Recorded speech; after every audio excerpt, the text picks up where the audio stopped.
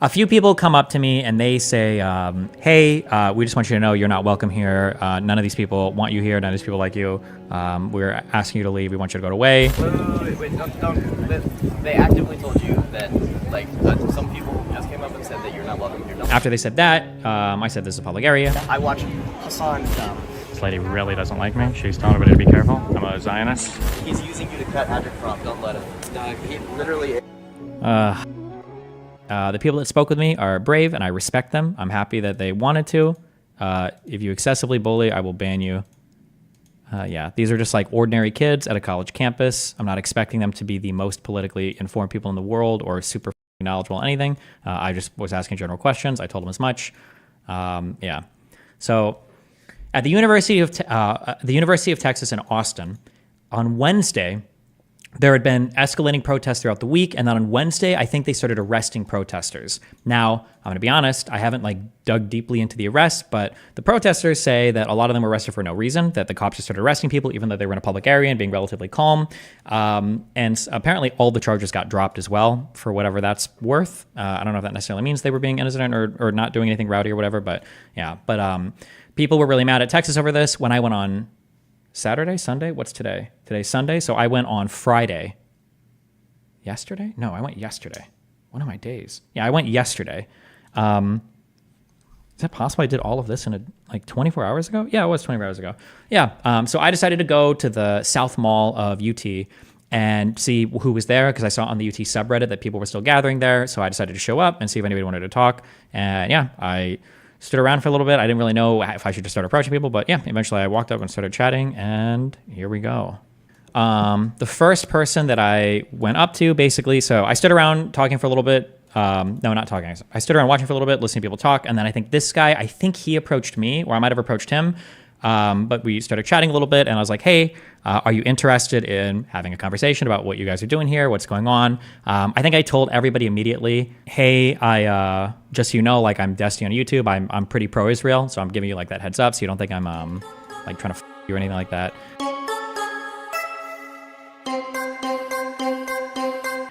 Yeah, what camera did you use? It's just my iPhone 15. Okay, sorry. All right. Okay, so I gave you the background on that, and here we go. Good luck. I don't know how the audio is going to work here. I just recorded from my phone, so good luck. Yes. Okay. You want to introduce yourself as comfortable as you are introducing yourself? Yeah, absolutely. Steve, my name is Rand. And okay, that's pretty hearable. Audible. And I am majoring in sustainability studies after switching from philosophy. Okay. So I noticed that there's you guys have been doing protests here. Obviously, a lot of them got cleaned out yesterday after there were some arrests, and then people were released. Well, so I should say that what was planned was to be a sit-in, not unlike what has been going on across the country on university campuses. Yeah.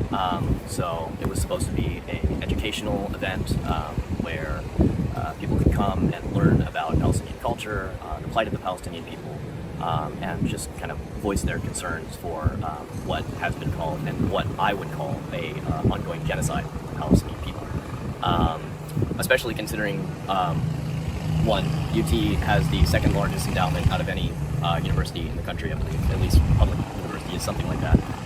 I did the math, and without accounting for faculty and staff and all the other expenditures, could you guess what UT's endowment is? Per capita, per undergraduate student, not graduate, not faculty and staff. Per undergrad? Per undergrad. I'm only going to guess a disgustingly high number because I've seen school budgets before. I don't know, $50,000, $60,000? What is it? Double that. Okay, $100,000? Yeah. Oh, actually, no. It's 20 times that then. It's $1 million. Oh, $1 million per undergrad. Okay, yeah, then I'm way off. Yeah, okay. Not an unsubstantial amount of that goes to, weapons research, defense research, and funding the state of Israel in their ongoing genocide. And just a couple weeks ago, like a month ago or something, the Israel Block Party was hosted right outside McComb's business building on the other side of Speedway, right outside Gregory Gym.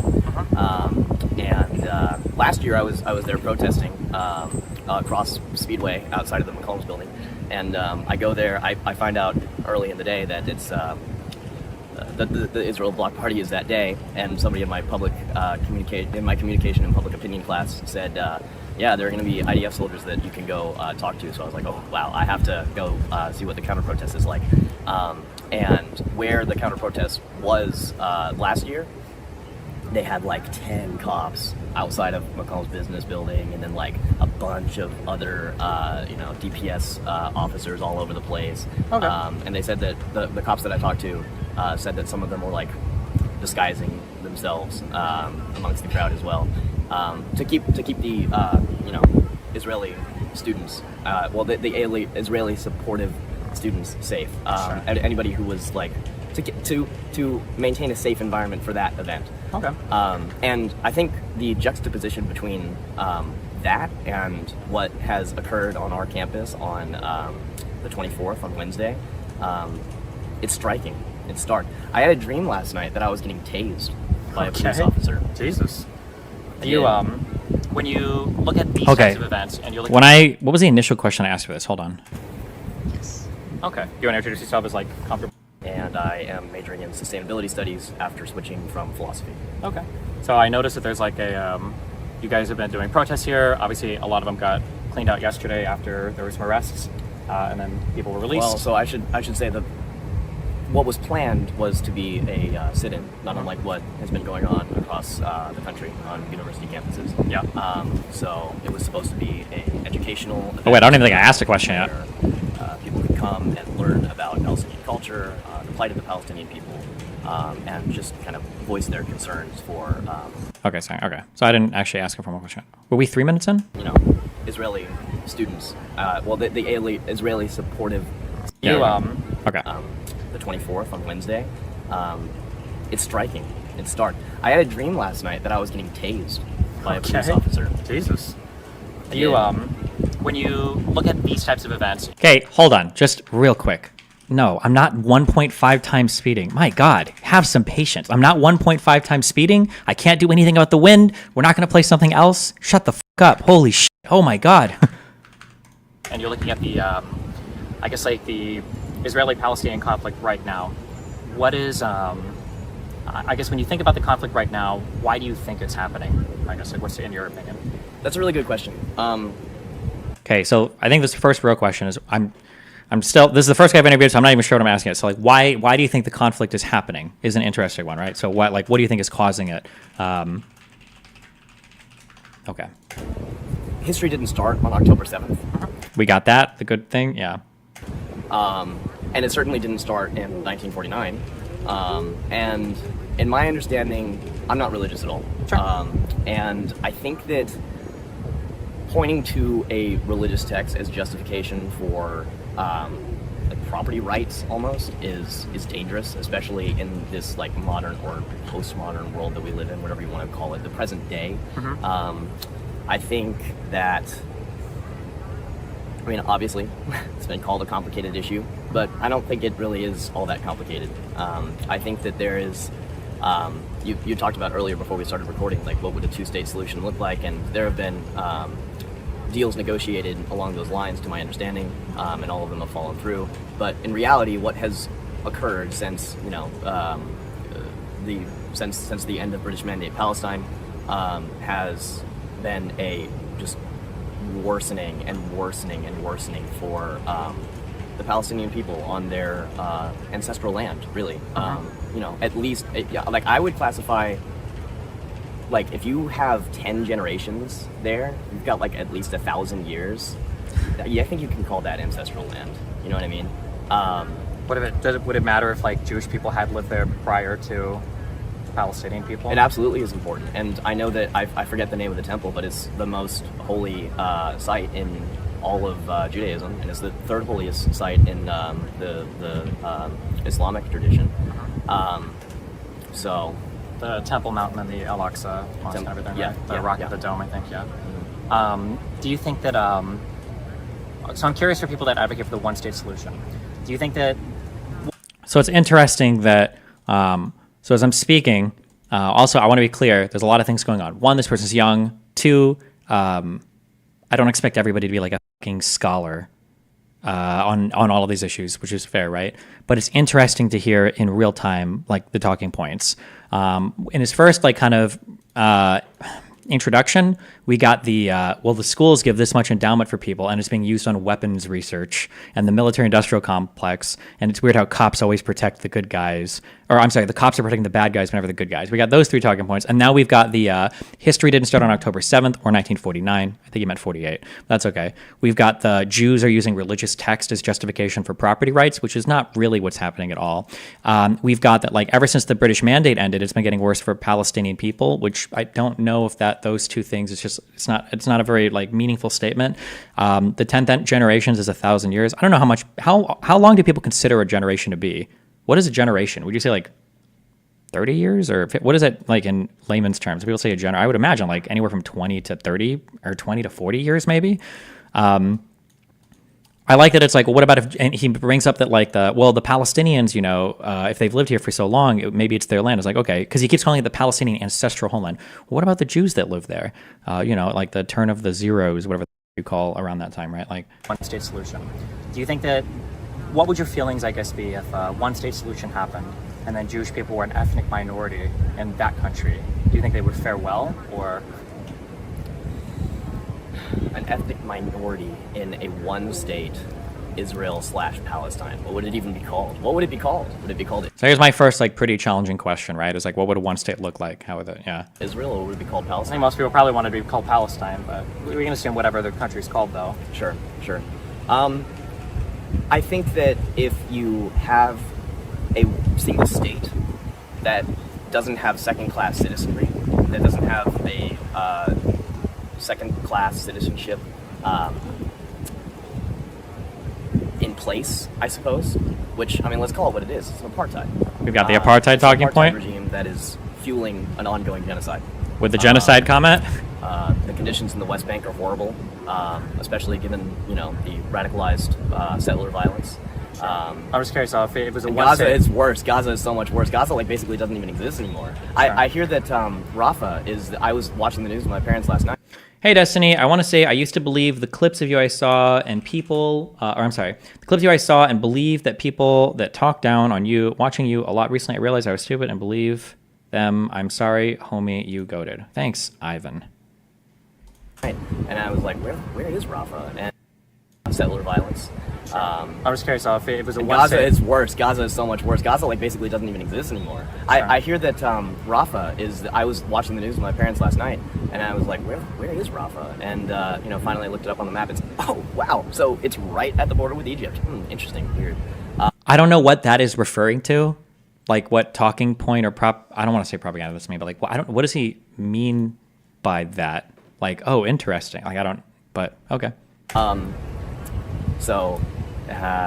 think a one-state solution, to answer your question as succinctly as I possibly can, I think that it would be a lot better of a situation for everybody involved. And I'm speaking on behalf of a lot of people who have a lot of opinions on this topic, and that is maybe but from my personal opinion, from my standpoint as a student at the University of Texas who witnessed the police violence on Wednesday, I think a one-state solution with no second-class citizenship, with no apartheid, is what needs to happen. Well, so I'm representing the Jewish argument on this. So then I try to re-engage because he didn't really answer the question at all. Like, how would you do the one-state solution? This is a very fundamental question too. Like, what would the one-state solution look like? What if Jews start getting like prosecuted in the one-state solution? Would we expect that to happen? So I think I re-engage. This side is they would say, well, what would happen if we did a one-state solution and now they're minorities and they start getting like terrorized? They start getting terrorized. Yes, exactly. Yeah. That's a real concern. It's a real concern because that's essentially what happened in the beginning, right? But I think to take anything to act as though history began on the date following the Nakba, right? Like when the Nakba like failed, or the catastrophe, like when it was over, I guess. Then history begins. And now it's like we can talk about the conditions and We've got the history's beginning comment again, yeah. Palestinians resist and they fight back, and you think, oh my God, how is this possible? How could this happen? Why don't we have world peace? Why don't we have peace in the Middle East? The United States needs to get involved. The United States needs to, continue to arm Israel to be able to defend itself. And it's like, well, I mean, the creation of the nation state of Israel, the creation of the state of Israel, has been violent from the beginning. Lots of wind. I'm so curious, though. I'll ask one more time. I'm just curious because the biggest And concern. now- So I re-engaged because I still haven't really gotten an answer to this. Because like, what would happen in a one state? What do we think would happen? What if Jews start getting killed? Like, I'm so curious, though. I'll ask one more time. would it be worth asking them to define through some of their talking points to get them to think about what they're saying, or would that come off as combative? Well, so like there is a hold on. Sorry. Okay. One thing that as I talk to somebody, I can probably tell where the limits of their knowledge are, and if I start asking questions in that direction, then the conversation will get really uncomfortable because it's going to be obvious that it's going to feel like I'm probing for gotchas. So like when he's talking about like the Nakba and like when it ended or what it even was, I don't think he technically knows. I don't think he has like a solid foundation for the dates and everything. So I'm not going to sit here and be like, oh really? What was the Nakba? How many people got expelled? What did that look like? Because if I start like pushing really hard, then it's going to become like a knowledge test quiz, and it's going to get uncomfortable. So I try to stay away from that. I'm not trying to like really challenge any fundamental assumptions or beliefs, at least not yet. I'm just like I'm just curious what people here are thinking. Really, maybe in future combos I would do this, but I'm not sure how to do it in a way that's not very combative or very aggressive. Yeah. I'm just curious because the biggest And concern, now obviously, now the violence is structural. It's not. I mean, obviously there is a genocide going on as well, but it's structural violence too. Yeah, but one more time, I guess, because I think the scary part about that answer is the Jewish people would probably feel like one state solution happened, and then they started to get genocided or killed or destroyed, that essentially there would be no, basically, recourse for them other than to have a violent revolution and create another state of Israel again. It feels like there'd be no safeguards for that process. So let's not mince words. The United States is undoubtedly still the hegemon on the world stage. And I think that you hear Ben Shapiro figures talking about how like, wow, it was miraculous that Israel was able to take the Golan Heights back in the 70s or whatever it was. And it's like, well, is it miraculous? Like I think I know where they got their weapons from. Like this is all like not like now we're doing the Israel has always been propped up and funded by the West. And we're not talking about, well, who did they get their weapons from in the Muslim states, or like how many of them were there? The United States, our economy has been built on international arms dealing ever since. The U.S. economy has been built on international arms dealing.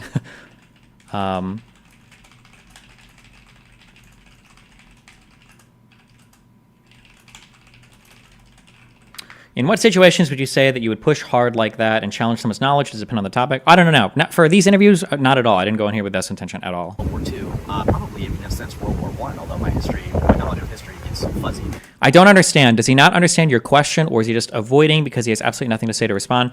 I think that it's what I guess is going on is you kind of have a bunch of like slogans and talking points that are all kind of like self-referential or all reinforce each other. This mean the same thing. And then when you're asked a question, you kind of like bounce between the most relevant ones, basically. I think that's kind of what's happening. And I don't think he's unique for this, by the way. I think a lot of people at these protests probably do this. Probably on the pro-Zionist side as well. I'm sure it's possible that a lot of people, depending on your background, maybe actually. The pro-Zionist side for these protests actually might be a bit more informed, but just because if you're Jewish, you might have like more of a background on the history of your country. Maybe, but they also might be retarded too. I don't know actually. But so that maybe in this it would be a little different, but I'm not sure. Farther back it goes, right? Obviously, and again, like it's impossible to talk about this without talking about the Holocaust. It's impossible to talk about any of these. The Holocaust comes up. Any element of this conflict without talking about, with any element of this ongoing genocide currently, without talking about that genocide. But I think that in the mind of the Israeli state, if you want to conceptualize like a country as though it has as though it's an organism. It feels very much, especially today, and looking back on interviews that I would watch, like in high school even, the mentality is that two wrongs have made a right. You know? Okay. The original expulsion of the Jews from their homeland by the Romans, like way back in the day, and the diaspora that occurred, and you've got pogroms, and you've got a history that is steeped in anti-Semitism. Beyond anti-Semitic rhetoric, you've got a history that is absolutely involved with the persecution of the Jewish people. And that is undeniable. So there's that first wrong. And then you've got the second wrong. Oh, and I will say something else. This guy blew my fucking mind with this. I can't believe I'd never considered this before. Me. Hold on, I'm just gonna read a really quick email I got. I believe that this is 100% true, and I just never thought about it before. Oh, it's not. It's this. Okay. Good morning, Stephen. I hope you're well. I was listening to your conversation with Richard Lewis on the Bridges podcast this morning, and you were discussing the left shifting from being vehemently intolerant of anti-Semitism following Charlottesville and the dog whistling OK symbol to where we are now with the Israeli-Palestinian discourse. When reflecting on this, I had a small epiphany that you might find valuable. While my memory is far from perfect, I do not remember the left rigorously defending Jewish people during the rise of the alt-right, particularly following Charlottesville. Rather, most prominent leftists seem to be denouncing white supremacy, pointing to anti-Semitism as a signifier of ideological alignment with Nazis. Today, with the contentious Israeli-Palestinian conflict leading many leftists to toe the line of anti-Semitism rhetoric, while others will gladly cross the line, the same leftists will simply group the Zionist Jews in with colonialist, racist, white supremacy-touting Nazis. TLDR, my thesis at the left was never vehemently against anti-Semitism, but against white supremacy. Now that pro-Israel Jews are no longer a signifying tool, but a perceived enemy of leftist identitarian ideology, they are given the same labels as alt-right neo-Nazis. Best regards, blah, blah, blah. I didn't really think about that before, but I think it's probably true. The huge opposition to Nazis and far-right people in U.S. history, I say history, but like 5 or 10 years ago, I think did have way more to do with the ideas of white supremacy rather than actual anti-Semitism. I think anti-Semitism just became like a dog whistle for like white supremacy, essentially, which is something I never really thought about before, but I think that actually is true. Of the Holocaust. And that's, I mean, without a shadow of a doubt, the worst wrong that has ever been committed by human history, by human beings.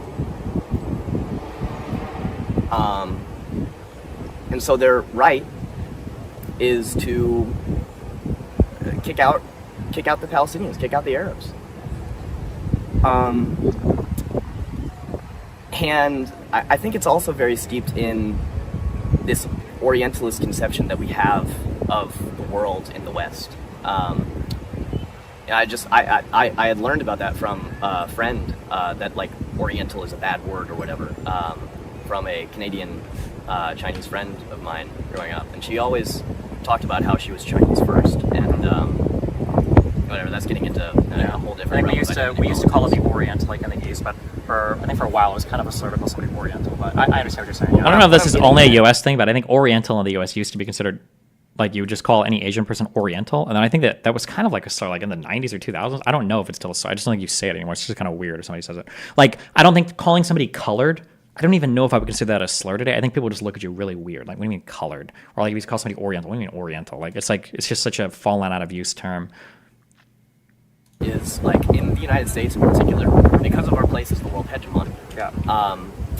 We have, I mean, I won't say always been, but like, as long as I've been alive, which is a short amount of time, we've been a very, very, very xenophobic nation. Okay. We've been a very, very xenophobic place. I think the order of racism in the United States probably goes, black people, like. I like how we're ordering the racial discrimination. And So who do you think is less racist than us? less racist than us. Oh, so this is an interesting question because I hear this a lot when people throw us under the bus. Like, oh, the United States is such a racist country. I'm like, well, who does it better? I'm curious. Yeah. It's a very interesting question, but let me get through it in just 1 second. So, black people, we are like that. Malcolm X has a great quote. You take the knife out of someone's back 6 inches. That's not healing it. You take it out, a full. You take the knife out. That's not healing it. Then you bandage it up, and that's not even healing it. You are able to once the bandage is there, then you can like talk about forgiveness. But in America, we don't even admit that the knife is there. And that was true back then before his assassination, and that's still true today. So, black people. And then probably, I mean, given the rhetoric of the Donald Trump administration and his ongoing campaign, we've got, Latinx, Latino, Mexican people. Uh-huh. And then we've got I think probably the Arab world is really, really demonized by this history, especially post 9/11. Okay. You've got like a very, very rich history there, and this is obviously what we're talking about. What was the original thing you asked? I don't remember. I think it was just like, how would a one-state solution work? Or I might have gotten to another question, but like obviously it's a lot of talking, yeah. I'm not going to say that the Israel-Palestine conflict is super complicated, but like the United States' involvement in the Middle East at large is complicated. I will admit that. Yeah. And then fourth, we've got who's less racist than us? But he didn't even want to answer that question yet. He's going on this guy. Chinese xenophobia, and that is also really, really potent here. So. Okay. I'm just as like a curious question. Do you think there's any other nation on the planet that's less xenophobic than the United States, or does like handles racism or stuff like that better than the United States does? I mean, I think that's good whataboutism, but we're talking about what occurred here on the 24th. Yeah, it wouldn't excuse any U.S. action. I'm always curious about what, like, if there's a standard, like we can be the best in the world and still have room for improvement. I don't think the United States is like the most racist place. Something that I would want to lean on future interviews on. Can we really not give us any credit at all? Do we not get any credit for all the different races of people we got here and the integration of all the different people? Or but I think it's definitely still got institutional racism happening. Like Austin, for example. You take the 1920s plan, which redlined the entire city, and you go east of I-35. My grandparents live over there, and you can see it, you can feel it. It's instantaneous, it's immediate. Okay. Yeah, I've been very much controlling the conversation. I'm sorry. No, you're fine. Thank you for letting me talk. Yeah, you're good. I'm curious if somebody was looking at this protest and they were watching it. There was like one message, I try to ask everybody this question at the end. like one big thing you wanted somebody to take away, whether it was domestically in Texas and Austin, or whether it was internationally, or whether it was Biden himself. Like, what's like a big takeaway message you feel like you want people to get from like observing a sit-in or a protest or whatever's been going on here? Love. Love for your fellow human being. And love for your I thought it was. human being. For Jay Hartzell to resign as president of our university because this was egregious and disdainful, what happened. And divestment of the University of Texas with our $1 million per undergraduate student. And he wants to divest BDS, I think, right? Boycotts, Some of which goes divestment, to Israel, sanction, or divest, something. Disclose and divest from the Israeli state. Okay. Thanks. I appreciate the conversation. Thank you so much. Thank you, Desmond. Cool. Thanks a lot. Okay, so I talked to him.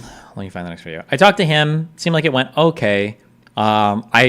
If you see me looking around a lot, I'm sorry. I'm always paranoid when I'm in public of people who are like behind me or to my side. If I'm gonna get killed, I want to be looking at the person when they kill me, and I get really weird when people are kind of like standing behind me or standing next to me. So if my eyes are darting, it's just because I'm like keeping tabs on people that are around me. Especially when I can't see people's hands, it makes me really nervous. So when people either walk up to me with their hands in their pocket, or people are standing behind me with their hands in like their coat or whatever, I always am like looking around. Yeah. But okay, so I talked to him, and then I went back and I started looking for anybody else that would try to talk. So I think I walked up to a group of people, and I found I think this guy, I think he recognized me. It seemed like he did. And so I pulled this guy out next to chat. Recording? Yeah, hang on. Okay. You can introduce yourself with as much or as little information as you want. So student at UT or a random human being or whatever. Okay, yeah. I guess I'm here. I'm around UT. I study for a living right now. I love studying. And politics, I enjoy that. I'm not sure if I'm going to make a living out of that, but I really like to be an academic in the future. Cool. Do you say your major? I'm studying Japanese and math. Okay, cool. That's not math. I don't understand the implication of the $1 million per student endowment. Is the idea that they're somehow tied to $1 million of investment? No, just that the university gets a lot of state money, so they should not be supporting Israel or the military-industrial complex, I guess, basically, yeah. In the future. Cool. Do you say your major? I'm studying Japanese and math. Okay, cool. That's not Japanese and math. And Japanese. Yeah. I asked him, these are like random personal. Like, I was just curious. That was a really odd combination of things. Study translation and teach Japan and all that it represents. Oh, cool. And I just think like I've come to the conclusion like to understand like the postmodern condition Japan and its cultural forms are necessary. If you look at the internet, you look at Discord, everything's anime. You want to know how that works, you gotta know how anime works, you gotta know how manga works, you know where that comes from. You know, there's a lot of cultural perspectives that are worth studying to really take a crack at what culture is now. Sure. Okay, cool. Okay, so obviously in Austin, you guys have had some, you were doing protests / sit-ins, and then yesterday eventually you were arrested. Jesus. Right? That was on Wednesday. That was on Wednesday, a few days ago, okay. I know that is it the president of the school? What's her name? Is it Hartzell? Yeah. is His that name? the I don't know president? anything about this fucking bullshit. Sorry, she's fine.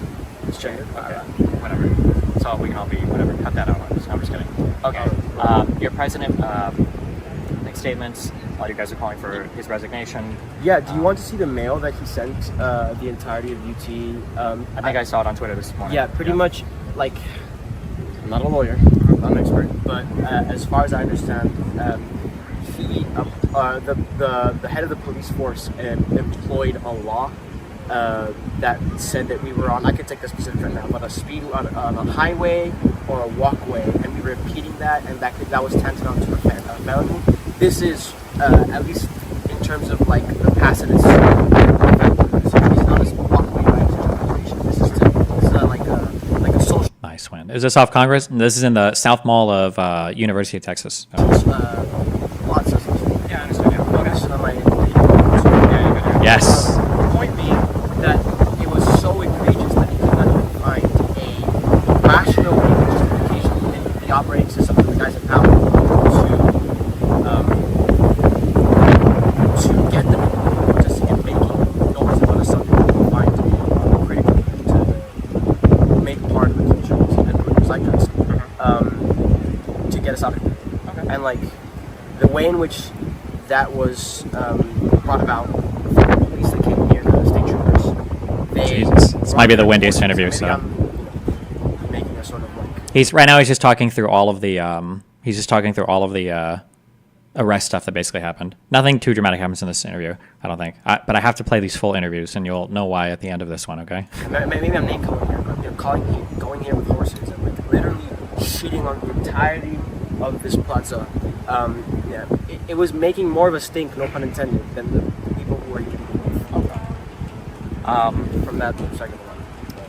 What do you think when you're looking at the situation that's happening today in the Middle East between Israel and Palestine? Sure. What do you think the root cause is? Why do you think it's happening? Say that again. What do you think? Like the root cause is? Like, why do you think there's so much conflict between Israelis and Palestinians? Okay, so like I know, so I get my dosage of politics based on. I'm not sure if you've spoken to Loner Box before. Yes. Loner Okay, box. so I'm somewhat informed in terms of the recent ongoings of the last century or so. How did you approach these students? Did they come to you, or did anyone invite them? It doesn't seem like these are hardcore ideologically inclined.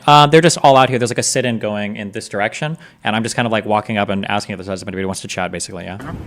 Based on like, the information I got of him and like, obviously some skimming of the wiki and whatever information I get from people around me who are interested on the matter.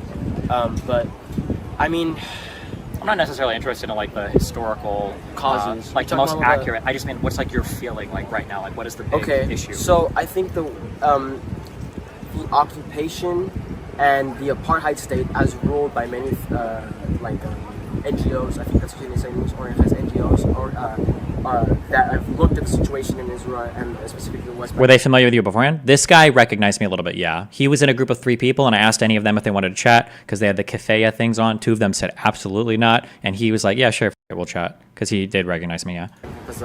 And said, no, you guys are employing an apartheid state, and it's very analogous to that of what was going on in South Africa during its, the Afrikaner apartheid.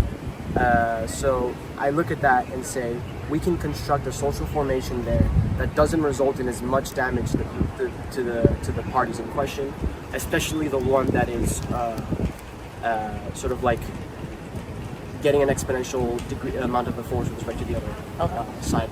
One of the things, we were talking a little bit off camera before I asked if you wanted to come and chat, you mentioned like a one-state solution being a potential solution for the current problems. Right. So obviously... I'm not an expert though. Yeah, no, that's fine. But I'm curious, on the Jewish side, the part that they always argue, the scary part for them is, well, if we create another Arab state where we're a minority and then we start getting killed, like what is the protections for them at that point? I get that, but I think that's a posteriori justification because that's sort of what was going on. That's sort of what's going on in Gaza and the West Bank. Like I'm sure before, of course, like the shrinking of the map with respect to what what's considered Palestine and the proportions of these populations with respect to Israelis. I would say like that is a valid concern, but is that not what you're doing right now with these people? Well, one thing I'd be really curious to ask for future protests when these people are out is and I don't think I get a decent answer from any of these people. I don't necessarily blame them, but what would happen if a one-state solution happened? What are the chances that another genocide occurs, and what would you do about it? Like, if you were Jewish, would you feel like anything would be done about it? I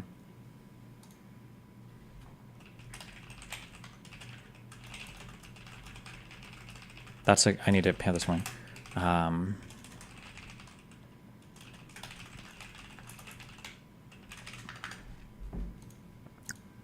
have this for my debate on the first. I think the Jewish argument would be that it would be worse, that it would be like a mass killing. I almost fucked up. I said it would be an actual genocide, but I caught myself really quick. Geez, yeah. Now with these people? Well, I think the Jewish argument would be that it would be worse, that it would be like a mass killing of hundreds of thousands of Jewish people. Or you think the UN? I'm not trying to be contentious. You think the UN would endorse or allow it to happen? So I think the scary thing for the Jewish people would be, it seems like they did allow it to happen in Yemen, they did allow it to happen in Syria. Well, it's happened not just to the Jewish people there. Like, I'm not saying... that wasn't Jewish people, it was Arabs. And all those places. And up in Syria, there are hundreds of thousands of people. Yeah, Yemen is more of a and then Yemen also. Sunni versus Shia issue. I'm basing myself, again, I'm throwing content creators with Yeah. No, I'm just saying that it seems like there's a lot of turmoil. It is interesting. One thing I think you should consider is... I'm not trying to make fun of anybody because everybody probably does this, okay? But these people have enough conviction about this particular thing that they're willing to go to protest and get arrested for it, right? Which I would say is a decent level of conviction. But they don't have that much background information on it or know that much at all about it, which is also interesting. So you've got very high levels of conviction with people that are willing to at least get I'd say performatively arrested, because none of these people are going to commit felonies and go to jail for years or anything, or prison for years or anything. But they're at least willing to get arrested and be at these protests and these things without having any really solid background information on it at all. Which is, again, I'm sure a lot of protests do stuff like this, but interesting to think about. In the region where lots and lots of people have been killed. So the idea that the Jewish people there feel like the UN would protect them, since the UN didn't seem to protect anybody else in the region. I don't know. I mean, no, look. When you say these protests are more of a social event rather than a political statement, yes, I think all of it is. When I talk about the constellation, I'm mainly referring to social groups that have these shared beliefs. And if you're admitted into the social group, then you have a high level of conviction for everything that's part of that social group's belief system. You have to, even if you don't necessarily know where any of the beliefs came from. There are valid concerns there, but I have to look at things from a pragmatic perspective. I think you would agree with that as well. In that there might be edge cases, I think, ways in which that might deteriorate rapidly, but I don't think that justifies the current set of rules. And I think it's sort of how the old saying about democracy being the best war system, something along those lines. Yeah. Or in a similar way, I don't think we can have the operating also really a right wing, you would say, right? Government of Netanyahu, Ben Gvir, Smotrich, having those coordinated government that's operating as a functional de facto ethnos, and of course the way in which they practice and prevented Palestinians from certain highways. There's car numbers where you can't go on certain highways, and this is very much dictated by your citizenship. He's talking about differences in how people in the West Bank are treated right now, basically. I don't know if you can hear well or not, but Palestine and Israel. Okay. So there's an economic gap there as well that we've been speaking of. Mm-hmm. And I guess those circumstances that have come about from this sort of government cannot be accepted. Sure. And if there was a point, a time and place for the 2-6. Were these interviews off the cuff because of the sit-ins, or did you have a plan to go on campus? No, these were just off the cuff. I haven't even showered today. That's why my hair is so messy and shit. I checked the subreddit, the UT subreddit. It's is anything happening today? And I saw it was. I was like, oh, so I just Ubered over here to go see if there's anything going on that I could chat with people with. Yeah. If there was a point, a time and place for the two-state solution, I think Israel's actions in the last 2 decades have made that difficult, nigh impossible. I don't want to leave out the possibility. Right? Yeah, You got to of look course, at things from a pragmatic perspective. Something you Are you said, alone or did you bring a friend? I have a friend recording, but for the last 2 decades, you feel like Israel has been kind of like, their behavior hasn't been the best. You pointed to accurately that they do have a right-wing coalition government, and they have had for a while. Why would you think over the past like 2 decades, do you feel like Israel has gone like more right? Do you have any idea like why? So this is an interesting question because everybody seems to know why the Palestinians are mad, I guess, because of apartheid, genocide, right? So I asked this question. It's a pretty particular one. So I'm mining for information a little, but I'm not going to challenge if he doesn't give a good answer. But it is interesting. Like, could you think of a conceivable reason of why would Israeli citizens have gone more right in like the last 2 decades? There's a very obvious, very easy, very good answer for this. But They have had for a while. Why would you think over the past like 2 decades, do you feel like Israel has gone like more right? Do you have any idea like why? I mean, yeah, I would say that there's different. So like from, I think there's definitely a focus on like Netanyahu being a central element in this. In that from the beginning, I might be confusing the specific elements involved, but like previous prime ministers and Netanyahu prior to him being a prime minister were really fomenting Hamas as an organization, which I mean I do not condone. I wish Hamas wasn't in power, but like we're talking about a set of conditions that have brought about Hamas. When you're talking about peaceful protests being set aside, where there's massacres and there was peaceful protests by the Palestinians, and those sort of conditions have led to a situation where Hamas is in power in a region where I might be missing up the specifics, but like 40%, 50, 55% of the people are less than 15 years old, or 18. In Gaza, yes, they're very young. so it's interesting, right? The obvious answer is the Second Intifada, right? Obviously, the Second Intifada like super radicalized a lot of Israeli people, and threw a lot of people's desires for any sort of like peaceful resolution completely out the window. But we're not even aware of that, which is a pretty monumental event in recent Israeli history. So the idea that we don't know about that is pretty big. But again, I don't expect people to be history majors or anything like that. But Population of the mainstream teaching out, right? So like we can look at that and say, okay, they didn't vote, they didn't organize in such a way to have Hamas be in power. But it's interesting. It's also interesting because I think it says something about you, not about you. I think it says something when you take a step back and you try to think like, why are people thinking this particular thing, right? Why are people upset about this thing? If somebody in chat earlier asked a question, what advice would you give for knowing if your conviction matches your level of knowledge? I don't know. Ask yourself basic questions about like a particular thing. Do you feel like you know anything about it? Could you explain the other side? But yeah, like imagine like if a group of people are mad about something, so mad that they're protesting or going to war, or whatever. There's got to be a reason, right? And if you have no idea at all, like, well, I mean, do you think they're monsters? Like, are Jews or Palestinians just like subhuman animal dogs who just like hate for no reason because of, you know, whatever? Like, or is there like, there has to be a reason, right? You should wonder about that. And yet, for Netanyahu and his regime, the right-wing coalition, they look at that and say that's perfect. We're making a divide between the PLO, the PLO, and Hamas. You're splitting up, dividing conquer, the classic strategy, and in that way they present less of an opposition, and there's less of a possibility for them to have a solution. Netanyahu. Did you confront him about the Second Intifada point? It might come up like in a different interview I do, maybe, but I don't think so. Not really. No. Again, I'm not trying to be like critical, or I'm not trying to challenge people hardcore here. I'm just kind of like trying to get a vibe for like where your feelings at. Yeah.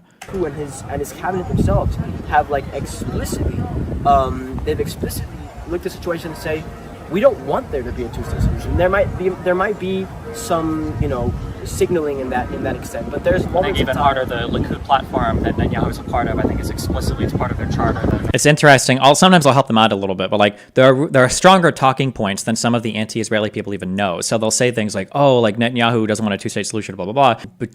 I think it says between the Jordan River and the Mediterranean, the only sovereign state that will exist is Israel. That's the party. Likud is the party that Netanyahu is a part of, the right-leaning party that forms a coalition government right now. And they literally explicitly say they will never recognize in the charter like a Palestinian sovereign state. So, but people aren't even aware of like this talking point. You should know this. Right? Easy talking point against they have their Netanyahu. own from river to the sea. Only Israel exactly. will be the only sovereign exactly. state. So yeah. And I mean, setting us like this is of course not including the they've made certain, especially more recently, like religious, almost like evangelical in nature. Sure. That's not true.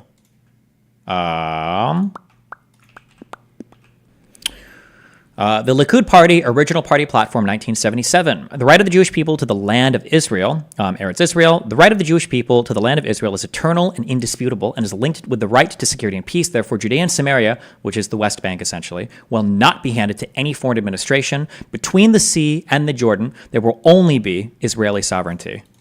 It's not from the charter, it's the original platform in 1977. Oh, is there like a difference? I would assume that your original platform and your charter are similar. Is there? Okay, was there? My bad. Okay. Their original platform. But I'm pretty sure Netanyahu has reiterated that he wouldn't want any sovereign Palestinian state as well. But Or the children of the dark shadow or whatever, and then the Amalek. Yeah. Kill their cattle, kill the children, kill the. So we're talking about like, I would say openly genocidal rhetoric. We don't have to talk about the Holocaust. We don't have to like make justifications. But like, you could look the Rwandan genocide, if not in scale, then just certainly in rate, right? The rate at which this could take place. We look at the fact that they're saying this could be going on for 10 years. Okay, so you're talking about 40,000 over 6 months. In 10 years, you want nearly half a million people dead, half of us are gone. I mean, I look at that and say, they have made conditions impossible for something like a two-state solution. Okay. And at least as I see it, I might be wrong. Maybe the experts, maybe the top of the UN could engineer a solution. But I look at that and say, there's got to be. We're left with the only rational solution for the time being. The UN comes in, and they have the best shot at making things work.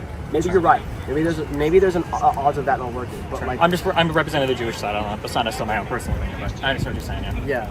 I'm not calling you, IDF. I mean, IDF I'm sorry to interrupt again, what's up? but like, I don't. so something that is interesting. So I said I've been like kind of like looking in the background. So there are a few people now at this protest that have like seen me, and they're like running around now, like talking to a bunch of people. And I think I caught them saying like, "Don't talk to this guy," or he's like trying to be disingenuous or something. So this guy. Oh no, wait. I'm sorry. I don't think I've heard that yet. Forget it. I just tried to preempt this guy, but I think he actually just comes into chat. My bad. Forgot I said any of that. Hello? What? Just one thing. Yeah. You said you had this. Your good question to the one-staters was what? There's going to be a genocide against the Jews, right? More or less. Or I would just like to hear them engage with that. I'm curious what they would think. I suggest a better question. Sure. How do people feel about the fact that one-state solution for two people is the least popular final settlement for both groups, including Palestinians? As in, like, you can ask Palestinians, how do you feel about two states or one state with equality? Equal rights? Yeah, I'm aware. Yeah. No, yeah, I know. That's another question I asked them too, yeah. Because obviously the genocide thing, if you're talking to a leftist especially, is like it's much easier for them to just write that off because to them instinctively, as soon as you end the oppression, then all the hatred will stop, right? That's kind of how they address that in their heads. Maybe, but that's a pretty that's a pretty wild line to take. I would like to hear them say that. I haven't heard anybody say that yet, but if they did, then maybe I would change my approach or something, but yeah. Okay. Or I guess the other thing they say is that you just sound like they'll say you sound like whatever, this didn't happen in South Africa, or like, yeah, I don't know. Even though it did happen kind of in Zimbabwe, but like, yeah, you've got the polls for that, right? Like with the whole I've seen it, Palestinians, yeah. Mm-hmm. Okay. Two state, one state with Cool. equal rights, one state with a subjugated people, basically, yeah. Yeah, because I think especially on left-wing terms, that's like, well, the Palestinians themselves don't really want it. So it's like I think another interesting question is asking people. So you said you're anti-Zionist, not anti-Semitic, right? And everybody will say yes, of course. But then I'm curious. Sometimes I feel like people think that the support for Israel is like a very minority position for Jewish people. But if you were to tell a person like that, hey, if I told you that 90% of Jews support the existence of Israel, which I think it's around that, it's like 90% or more, like, how do you feel about that? Because it gets pretty hard to separate out like the anti-Semitism and the anti-Zionism at that point, or like how do you feel about those people? But yeah, I don't know. Yeah, if you look at the polling, the questions are always very like it's like a thriving Jewish state is essential to my Jewish identity, or it's like it's essential for the long-term future. And if you go to any country like France, Canada, and Russia, it's always like 60, 70, 80%. Yeah. Mm-hmm. Yeah. I've noticed that as well. I've noticed that there are a few like far left streamers. I've seen a couple of, I won't name names, but I've seen a couple of them like going through Twitter replies and things like that. Mm-hmm. They actually do think that most Jews oppose Zionism, like in the world. Yeah. Yeah. Okay. So it's just like an unknown thing mostly. Anyway, all right, bye. Bye. You're ignoring the fact that they are claiming it's a genocide. If you don't at least try to show that that's not the case, nothing else really matters to them as long as they think a genocide is happening. Okay, maybe, I don't know. You can talk about this without talking about the Holocaust, you know? Like, it's like that.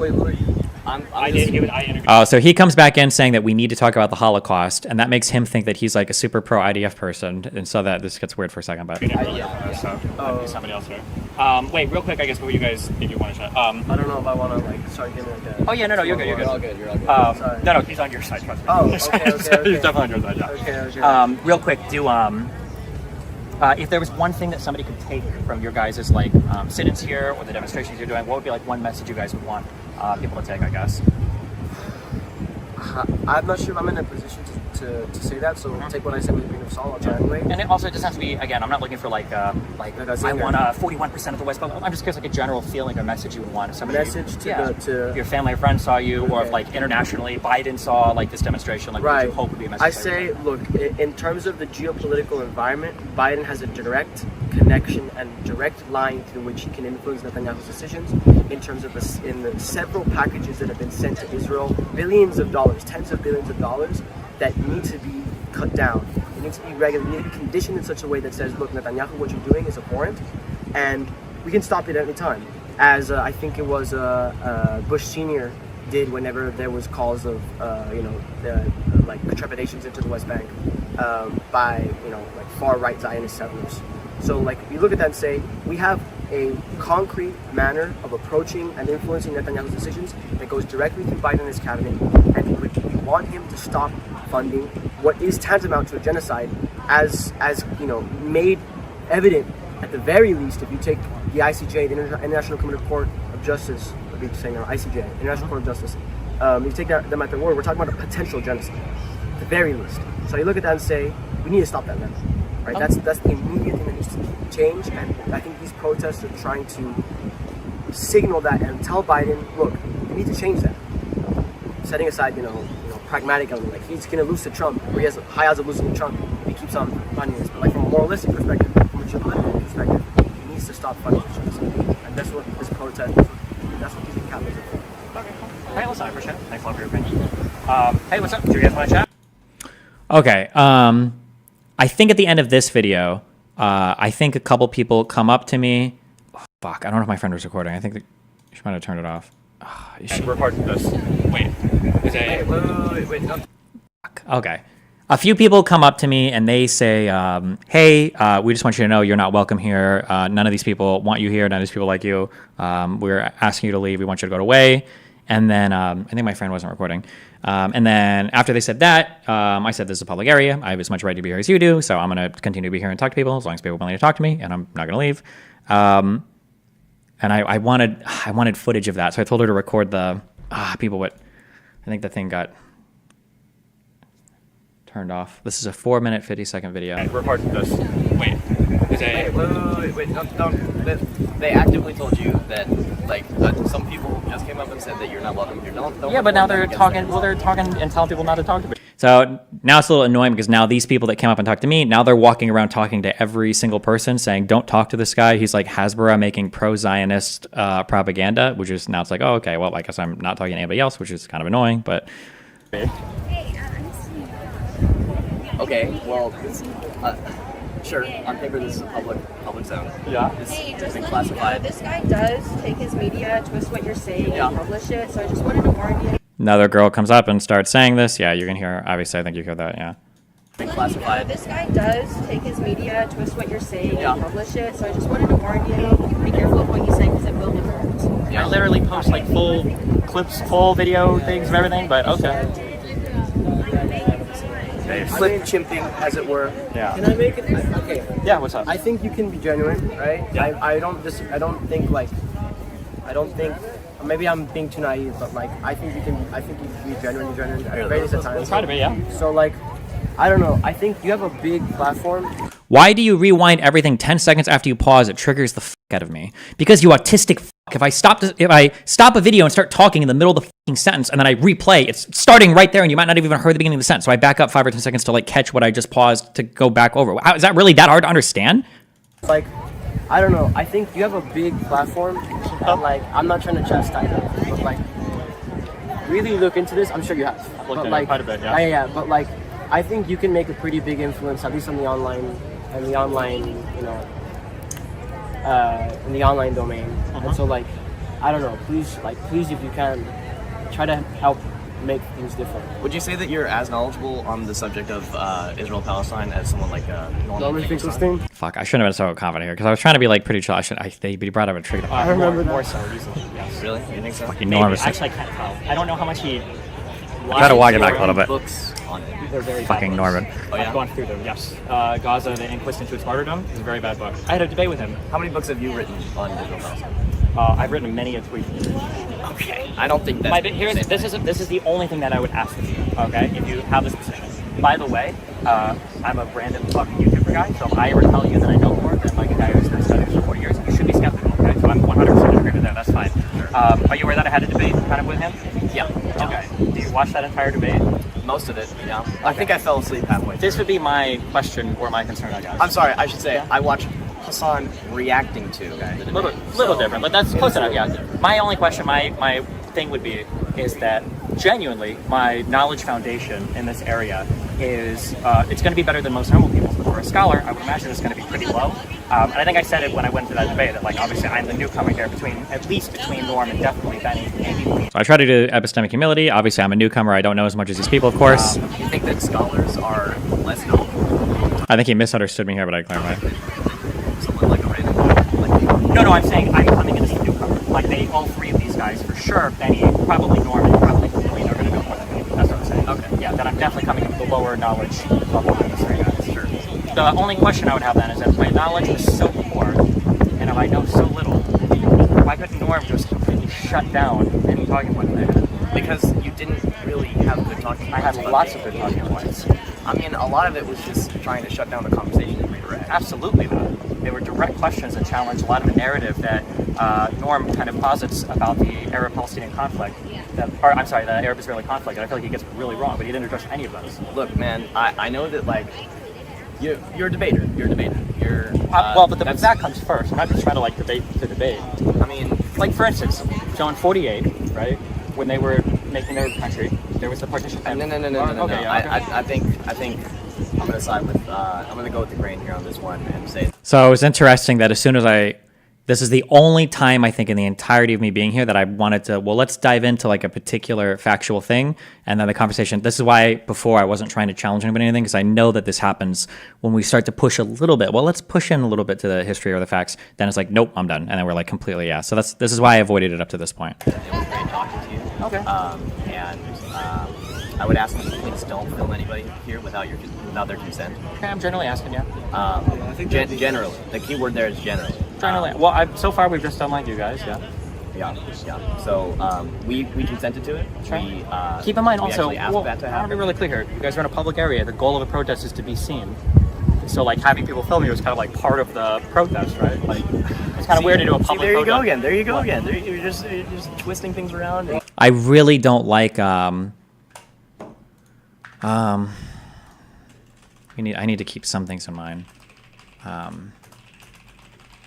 There's a lot of sayings that people use to just avoid like confronting something that's hard to confront, and this was one of them. Like, oh, you're debate broing or you're twisting things. It's like I didn't twist anything. What I just said was very, very, very clear. It's a public protest, and in public, part of it is being seen. That's the whole reason you protest in public areas. So people filming you in public areas should probably be expected. And it's like, that was a twist. Like, really? You're just twisting things around. Wait. What am I twisting? I'm calling it off. Okay, well, hey, listen, I appreciate the conversation. Yeah. You don't. Be sure to include that part. Sure. You're not like an Alan Dershowitz kind of guy. I've seen Dershowitz debate one time, and he wasn't very impressive to me. And I think he might believe some like genuinely wacky shit. I don't know I think enough he's about kind him. of like a fraudster too. I mean, I take it with a grain of salt. If you say it, I've only seen one debate with a Dershowitz guy. It might have been against Norman Finkelstein. I think he lost that debate. I don't know.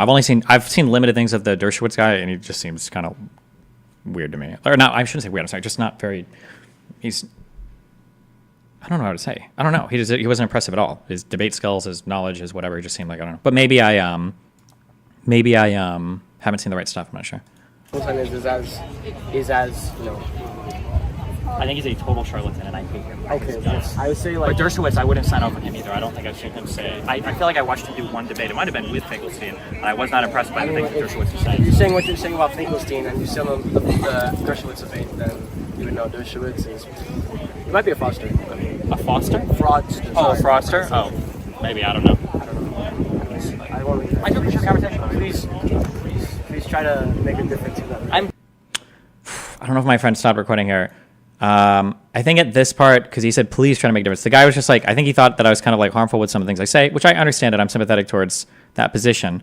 But then I think I go on to explain where I'm like, listen, I do think there's harm being caused. And I wanted to explain that, like, I think protests like this where people advocate very strongly for a particular thing that they don't fully understand isn't healthy. It reminds me of Occupy Wall Street and Black Lives Matter, where there was a lot of energy and a lot of anger, but it wasn't directed at anything productive or constructive. So it just kind of dissipated and nothing came of it. But I don't know if any of that gets caught on camera. We just did 59. Destiny, I forgot to mention as well, what pushed me towards you more was when you got called out by Marquette. He attacked you, talked down to you, and you made amazing points and arguments, and he would just be an ass to you. It was a year ago. Wow, thanks, Ivan. Okay, so we'll do that. Okay, and then I've got 2 more. Here's my frustration. Okay, this is my frustration. Oh, okay, good. Oh yeah, she starts recording again. Okay. Okay, is that it feels like there's a lot that's happened, but it's such an easy conflict to pick like one side on, and then when you just pick one side, the other side is like obviously fucking terrible. Well, there's a lot of people that are like anti-Zionist Jews, Jewish There's a lot of organizations. And there's a lot of Candace Owens exists. I mean, that doesn't mean anything. Oh, I mean, right? Okay, but like 90% of Jews support the existence of Israel. Okay, but here, let's look this way. Like, are you equating, which you would say Owens is a grifter, right? Yeah, she's the Norm Finkelstein of the black people. Yes. Okay. Would you look at people who are like in the Jewish for Peace, the organization Jewish for Peace, and say they're grifters too? I wouldn't say grifters. I'd say self-haters. I've seen a lot of cringe shit from that Jews from Peace people, but I don't really know enough about them to have like a very strong opinion. But also, I don't know all of them. I've only seen like broad things of them at demonstrations. They might say, I don't like to make like concrete judgments, but I really dug into people. But it seems like there are people that I would super disagree with. Okay, so you think, just to clarify, you think that anti-Zionist Jews are self-hating? Feels like it. From all the ones that I've encountered so far, yeah, it feels like it. There might be some out there but also like a lot of people won't even talk to right-leaning people, as you can see. So I'm not even right-leaning on this stuff. Fuck, or I guess like the kind of Freudian slip on me? Yeah, well, like the pro-Israeli side, I guess. It seems like a lot of people won't even chat. So there might be a lot of anti-Zionist Jews out there that have like really good rationale and aren't like self-hating, and I just don't run into any of them. Even Orthodox Jews. There's plenty of Orthodox Jews in America who are, you know, maybe, yeah. How do you say in English? Like, clearly demarcating like an anti-Zionist position. Sure. So, I mean, I don't know. I guess what I'm trying to say is that, like, obviously it's not black and white, and I know you would know that, but, like, I think people who are advocating from the Palestinian position, at least from at heart, are going to look at the state of affairs and say, we're not, like, here to cleanse the place of Jews. Yeah, but it feels like if that happened, it feels like nobody would care. That's the biggest issue. I don't think so. I do. I think because when you look, if you look at all like the cleansing of Jews through history, or even in the Israeli-Palestinian place, right? For the Nakba, right? Yeah. there were about, I think it was over 700,000 Palestinians kind of got scooted out. Should have quizzed every single person on what river and to what sea. No, because I didn't want to. It's obvious I'm looking for gotchas. What I do, I'm not trying to look for gotchas. Hey, this post makes a lot of claims. If you have a question with me, would you be interested in going over some of what he says on stream sometimes? 150 to 430-ish. 150 to, I don't know what the fuck this is. Maybe. 40 place. Yeah, they got kicked out basically. But all the Jews that lived in the west of the Jordan River, they also got kicked out when Jordan took that land over. And anyone that lived in Gaza got kicked out too. Yeah. Which, and to be clear, for the camera, in case somebody calls me out on this, it was way more Palestinians than it was Jewish people. By I think like 2 orders of magnitude. I think it was like 5,000, like 700,000. So to be clear, but I'm just saying it feels like people only ever address like a single side of the issue, and when you only talk about one side, whether you're like the crazy fucking Zionist people, of whom I've talked to some, who will only talk about the bad things Palestinians do, or you talk to some pro-Palestinian people who only talk about bad things Israelis do. It's like, obviously well, bad things happen to both sides. I just don't think we can look at that and immediately say, oh, it's a wash, you know? No, it's not that it's a wash. It's just that, like, the Palestinians have very good reasons for feeling like they're getting completely fucked over. That's undeniable. If you look at it, they do. Would you say that they are? For sure. Okay. In a lot of respects, yeah. Even people in the West Bank, yeah. But also the Jewish people have a lot of reasons to feel like they're getting fucked over too. No one denies the Holocaust. Also, I hate this Holocaust talking point. Like, oh, of course, the Holocaust. Bro, there's more things that have happened in history than just the fucking Holocaust, you know? Really, the Holocaust. I mean, there's like a lot of. So, for instance, I asked Sure, you, you can look beyond that. You know, millennia of really even by Palestinians.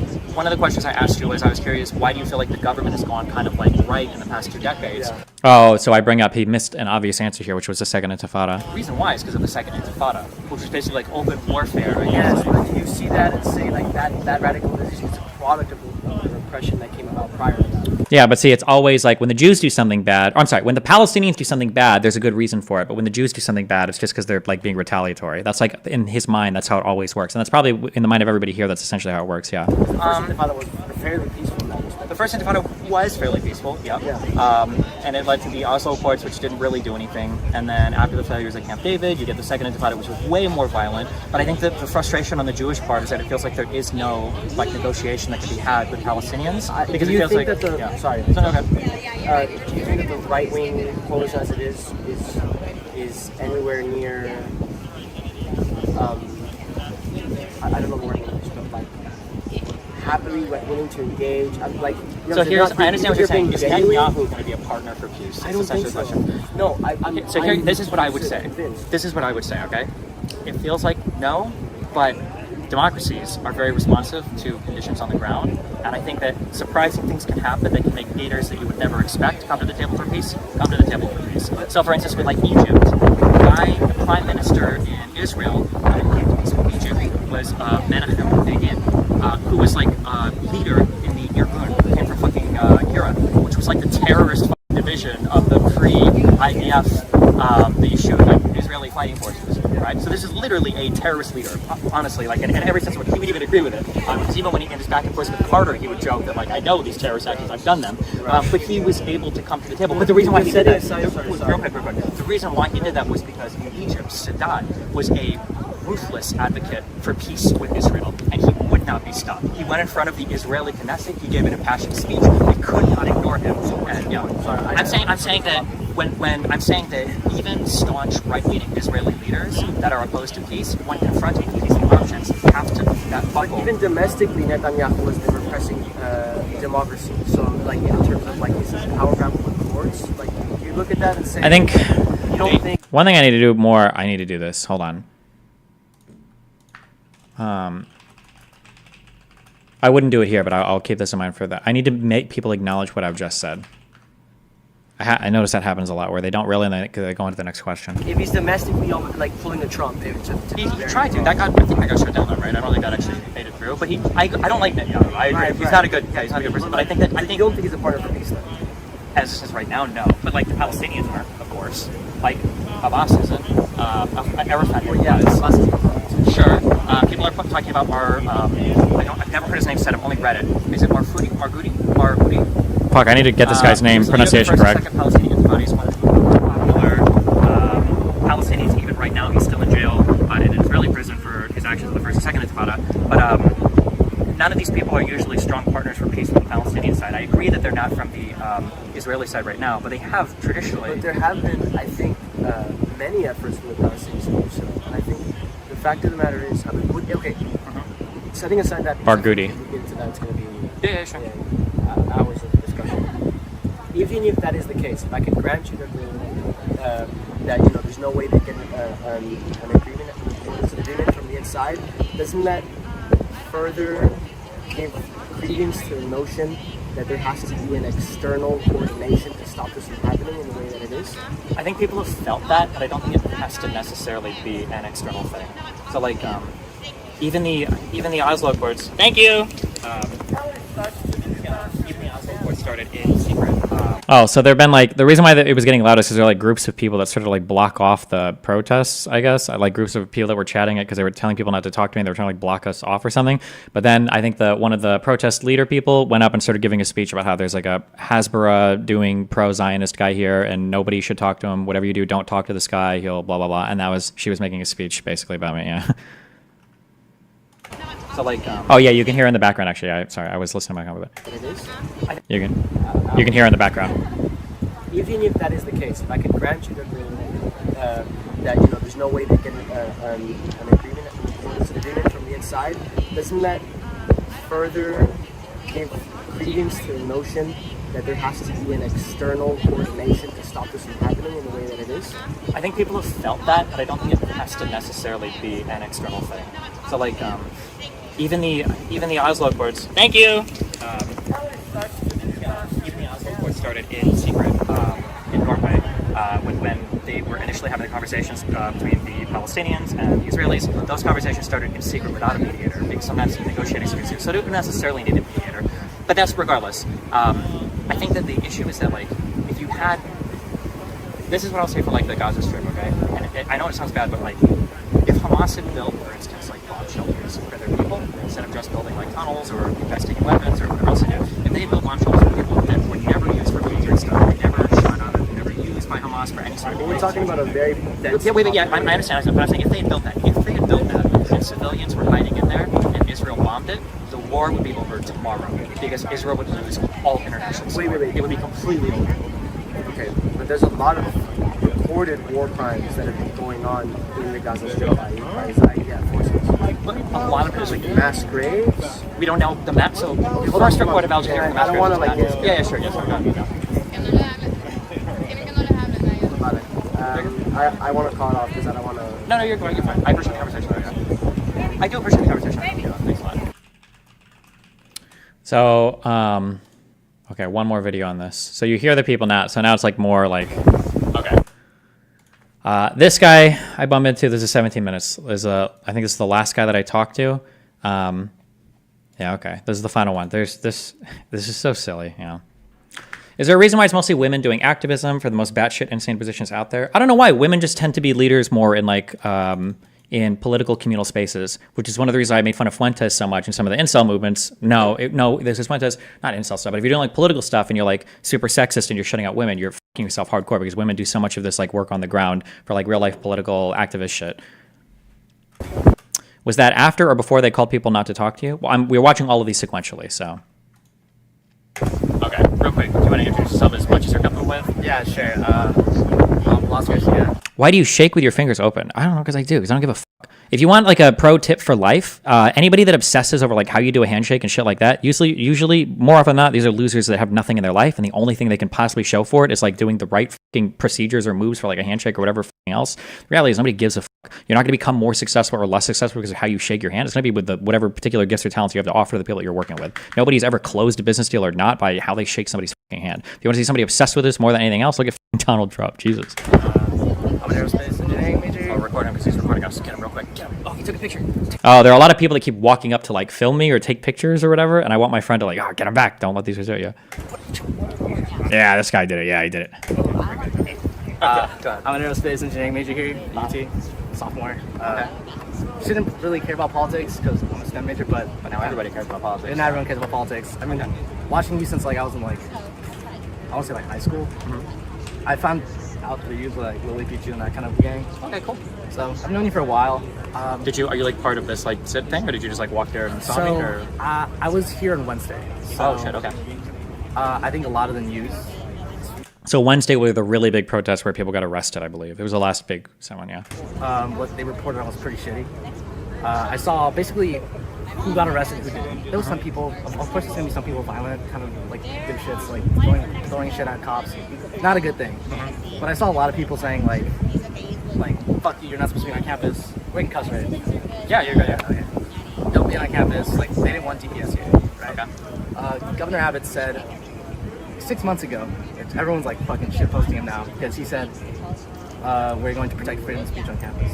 Now, whether or not I disagree with Palestinian protests or agree with like Israel, I think that's fair because freedom of speech is obviously something I defend. I think even like banning people off of Twitter, Instagram, even though it's their right to do so as a company, I still think it's kind of shitty. Sure. At the very least, in a public university, in a public space. Exactly. As long as there's not like an event being interfered with, or people being violent, yeah, you should probably be allowed to protest. Right. Yeah. Everyone that got arrested was on this lawn. One of the main contentions I have was they said that we were blocking pathways. Now, I think that was bullshit because no one was blocking pathways. The people that were blocking pathways were students from their classrooms looking in. Yeah, I want to be like really cautious because I don't know the facts of the case. No, but I've you're- heard that they tried to basically say that like this counted as a pathway, and that was the justification they used to arrest people. Yeah. Which sounds bullshit. If it's true, I don't know if it's actually. Yeah, so basically, the police blocked off that entire area most of this area over here, and they made a circle and pushing people off campus. Okay. So every like it's 10 minutes they put it back onto people. 5 seconds later they arrest you, kick your ass and throw you to the ground. Sure. Right. Now one of the main things I saw was students saying "F you" to a cop. The cop would get pissed and challenge the student. Okay. Which, by the way, it is your American God-given right to tell a cop to f off. So I agree. absolutely have the right. I agree, and especially on our campus.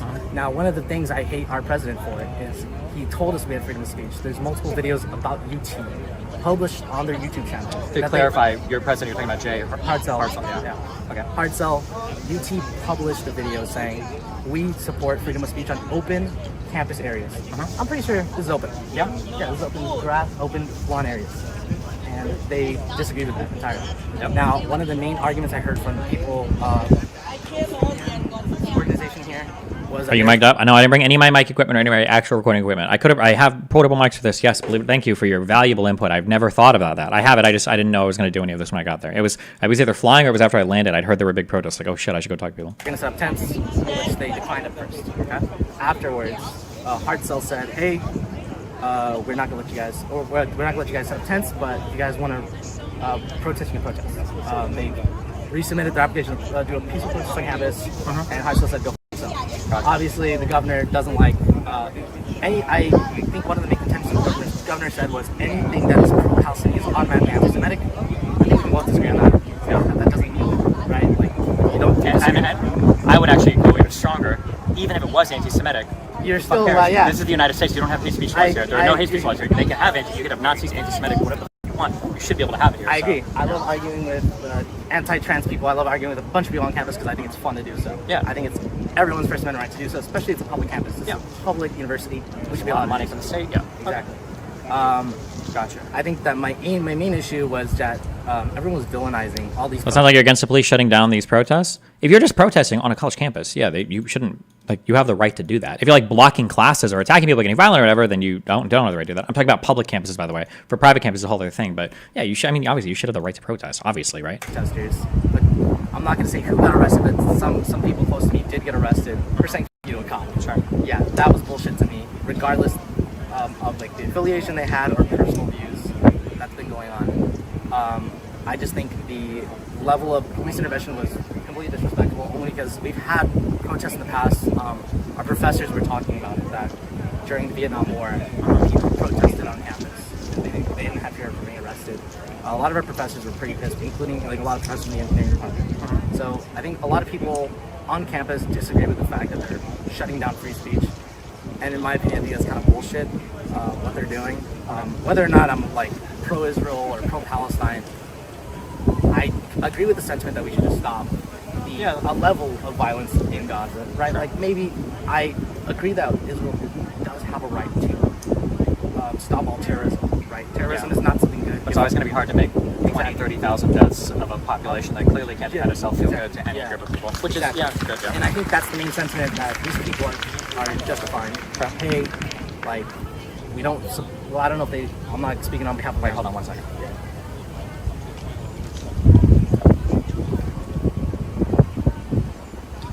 We're sorry about you, dog.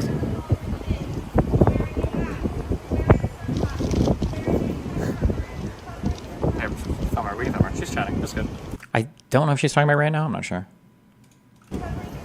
I can do it. Someone over there, I don't know who Oh, there we go. pictures of us.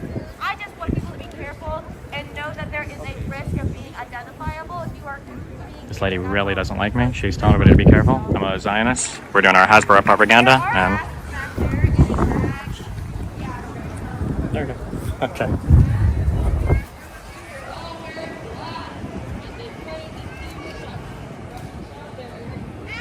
That's a little weird, but that statement was a little weird. What'd you say? Imagine what we could all do if we were all wearing black. that's kind of weird, but okay. Yes. Let's go.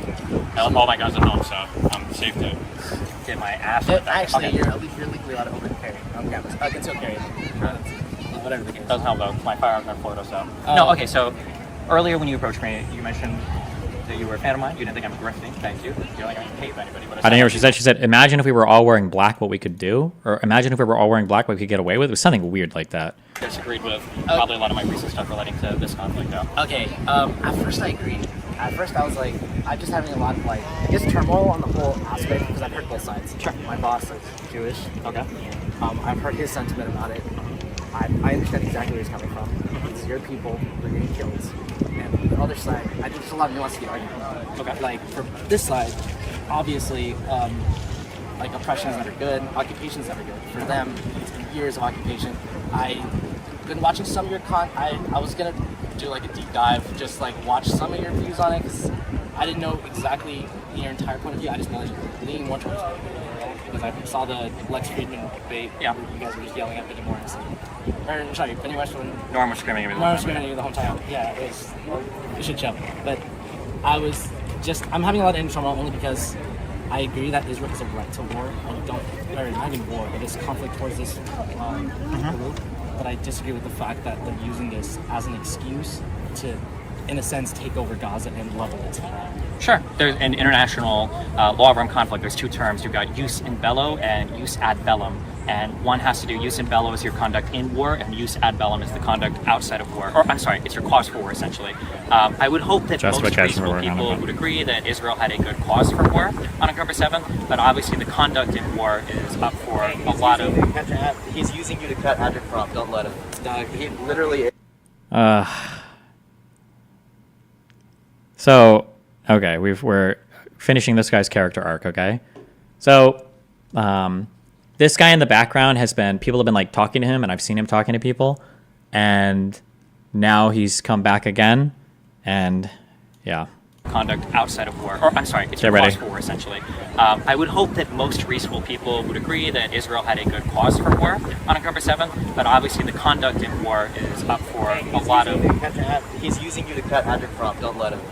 He literally is. I'm posting the full interview. Why would you think this? You got propagandized so quickly.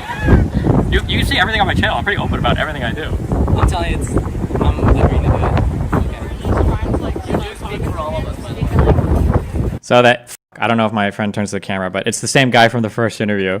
And now he's like, you're being used for agitprop, bro. And when you speak for all of us. So clearly he's been told this by the other people at the protest now that he shouldn't have talked to me and it was a big mistake. And now he's trying to tell other people not to. I can stay here for as long as I want. I have to leave at 6 o'clock anyway. You speak for all of us now. Oh, and then I think another girl comes up and she's like, oh, like, we want you to leave or something. And I think I say, no, I'm not going to fire. You see everything on my channel. I'm pretty open about everything I do. I'm telling you, I'm agreeing to do it. Okay. You're just speaking for all of us. I can stay here for as long as I want. I have to leave at 6 o'clock anyway. You speak for all of us, and I'm guilty of it too. I'm not speaking for all You're of not guilty of anything. Damn. I understand, but I'm not speaking for all Wait, isn't the whole point of a protest to have people like watch your stuff and see? You can record it. That's good. I think as long as you're bringing respectful, I think I don't have questions. I respect you guys for being here. I respect Tennessee here. I respect everyone on the campus. I know. Jesus. Yeah. Okay. Everyone's getting pushing. Yeah, that's fine. It's all good. The conduct in war, obviously. Oh, wait, did we see the person? Oh, yeah. She talks to a lot of people that I talk to. She's been going around doing work. Yeah. Okay. Everyone's getting pushing. Yeah, that's fine. It's all good. The conduct in war, obviously, regardless of which side you're on, is tragic, right? The fact that so many people, even if half of them were militants, which is probably a dramatic assumption, even if half were, that's still 15,000 kids dead. That's still, who knows how many buildings destroyed. That's still how many people are hungry right now that aren't able to get food. And what the humanitarian stuff is, yes, like all of that is undoubtedly tragic for sure. Yep. So I agree with that. There's just a lot of I think there's just a lot of nuance because you can't really just see the full custom of this work. I think you can say that one has a cause for war, one content in war so like that's like my main issue. Sure. And a lot of like the sentiment here on campus is that they want to stop the genocide, not really that Israel's completely wrong. Although there is some bad actors. I heard something about the leader or one of the head leaders of the Palestinian organization here saying that the actions on October 7th were brave. Sure. I disagree with that entirely. I'm curious, real quick, do you say how old you are? Can I? Yeah, I'm 20. Yeah, 20. Do you remember, this is fuck me, have you ever heard of Occupy Wall Street? Occupy Wall Street. I shouldn't be asking college kids this. This might have been like Because this is like 2007, and these guys are going to be like... 2008, was it? Okay, never mind. I was like 5 at the time. Yeah, Yeah. you were, yeah. You remember BLM, right? Yeah, okay. Okay, one of the things that, and I might be screaming into the abyss here, which I understand.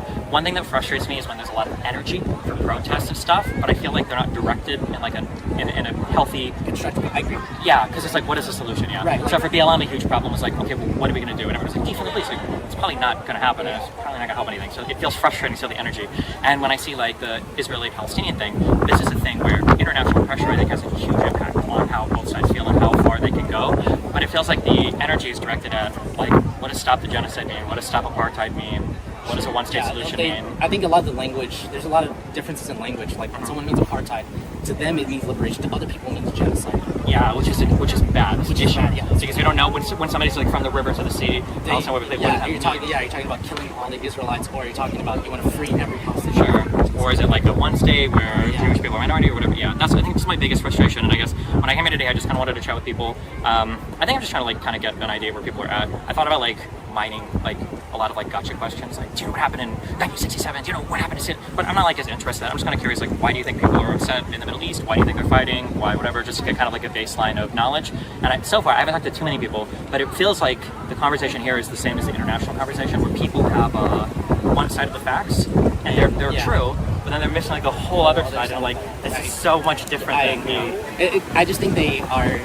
I guess they're doing like the Republican and liberal thing, which is like we want to villainize every Republican. They want to Republicans villainize every liberal and assume that we just want to destroy the United States, vice versa. Yeah. They're doing the same thing in the Middle East, which is even here on campus. It's stupid. Like, in my opinion, I think right now they're being a little disrespectful in the fact that they're saying get the fuck off the campus when half the people here don't even go here. That's something true too. He's like, they're being disrespectful by telling you to get off the campus when half the people at these protests probably aren't even from the school. Yeah. Yeah, I know. I think, was it Columbia or was it? It might have been Columbia. There was a series of arrests recently where I think half the students, it might have been UT. I think it was Columbia where half the students were arrested, half the people arrested weren't even part of the. No, here in UT as well. Okay. And I know a lot of inside information only because I just know what happens. Sure. I was at the jail. Also, just to be clear, because I'm you don't have to say anything. No, I agree. That's why I'm not doxing anyone. I'm not saying anything. There was way more than 50 people arrested. It was over 100. UT's been lying about it. Because, in my opinion, President Hartzell.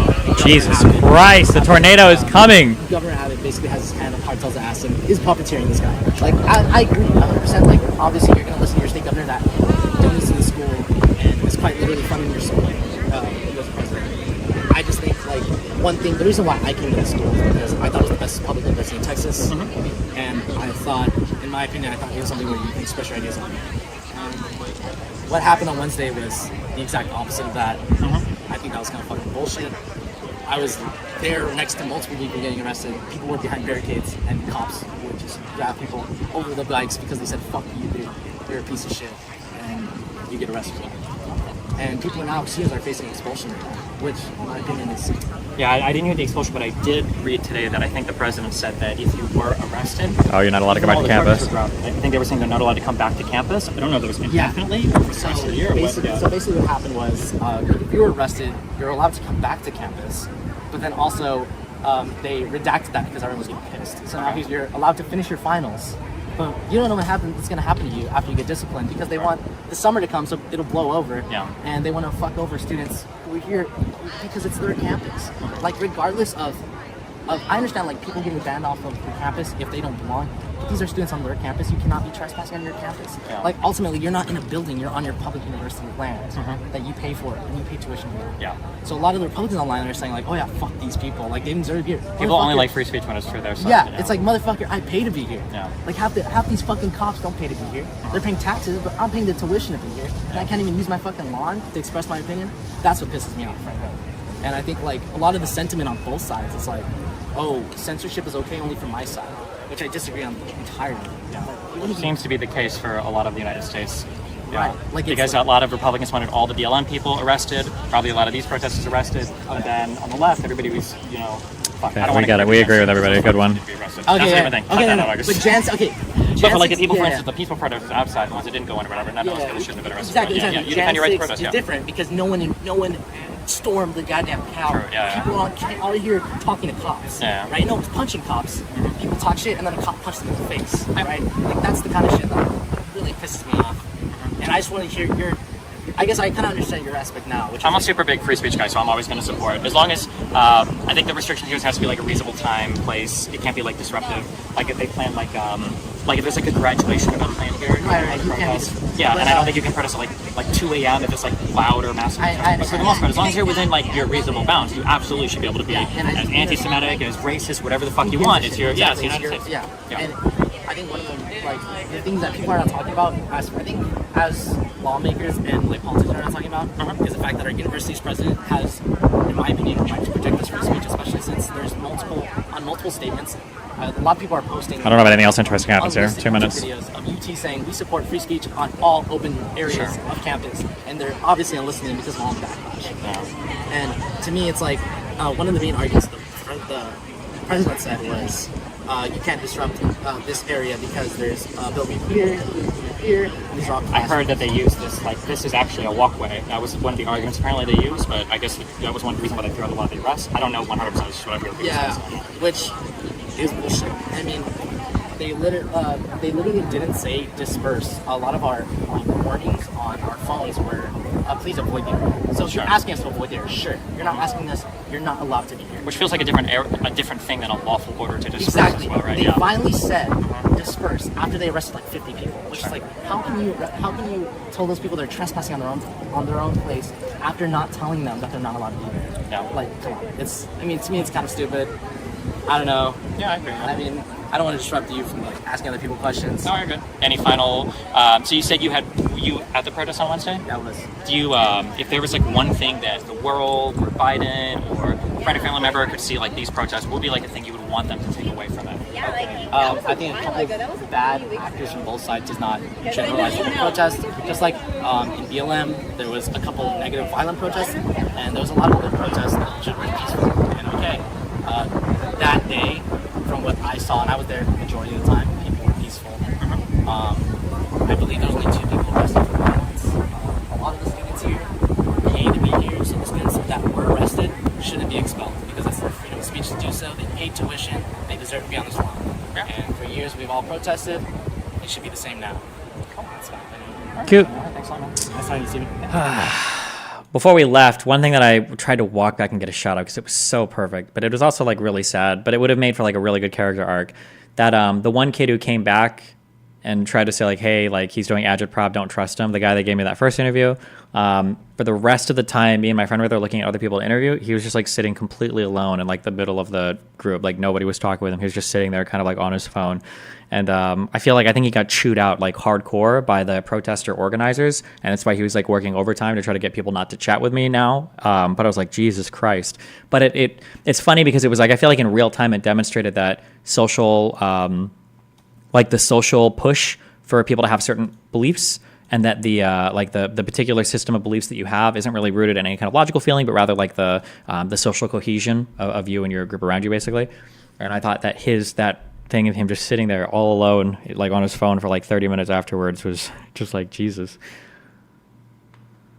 I was wondering the other day if there are any interview-ish vids with people like these brown shirt protester types after a few years of maturing that are able to reflect. An example would be the Beijing Red Guards in the mid-'60s that look back. I don't know. I'm sure there are lots of them. We're like, yeah, we were kind of cringe. Again, I don't think there's anything bad with people protesting as kids and being a little bit cringe. I think that's fine. It's just that they're given so much weight, a disproportionate amount of weight. Like people are treating these people like very, very serious adults rather than like kids that are protesting at college campuses, which is, I think, a problem, yeah. But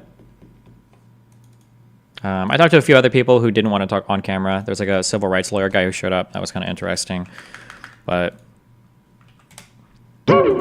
somebody said, go to 1:50 and listen to this? What the fuck is this? And what brought anyone to Afghanistan? And to do that, we need to go back to the 70s when Afghanistan was really cool. Oh, I'm not going to know Afghanistan history as well. Why? I don't know why.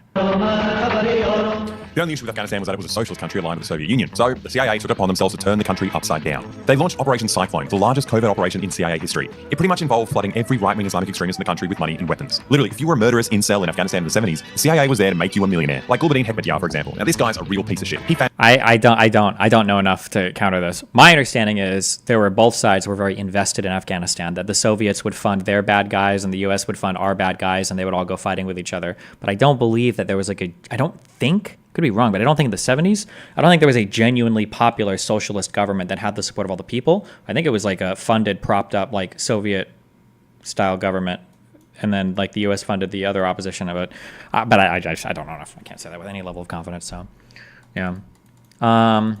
This guy's literally a tank. If he's literally a tank, then he's for sure wrong about everything. Yeah.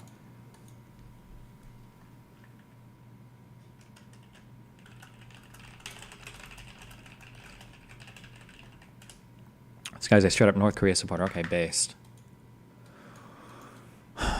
Destiny. So Hasan has pretty much his own bubble on Twitch, Paul, where he's creating brain rot for political discourse in real life. The DG or other people associated with you can't interact with because we get banned if we cite your name and other Twitch, while he is posting about you every day. So we have to witness in real time young people not having a political alternative that isn't as brain rotting as Hasan. What do we do except sit here like you and pray that we get unbanned from Twitch? I don't know. It is actually, I do think it's a significant problem, but unfortunately, I don't think I can take up that mantle because coming from me, it's just going to sound like I'm being salty. So there's nothing really I can say. It is pretty sad though that Twitch is the second largest streaming platform. I don't know if you count YouTube or not. Streaming platform on the internet, and basically like a tanky has exclusive run of the entire platform, like unanimously. There is no political opposition to a tanky that runs like all of politics, and then all the people below him filter down to their stupid tanky takes, like Denham's and Central Committee, Mike from PA. And then he's also like infecting all of the other normie Twitch streamers like Caroline and OTK and OTV, I guess, and everybody else with his dog shit political opinions. And there's zero pushback on any of it. But yeah, I don't know. That's pretty shitty. Yeah.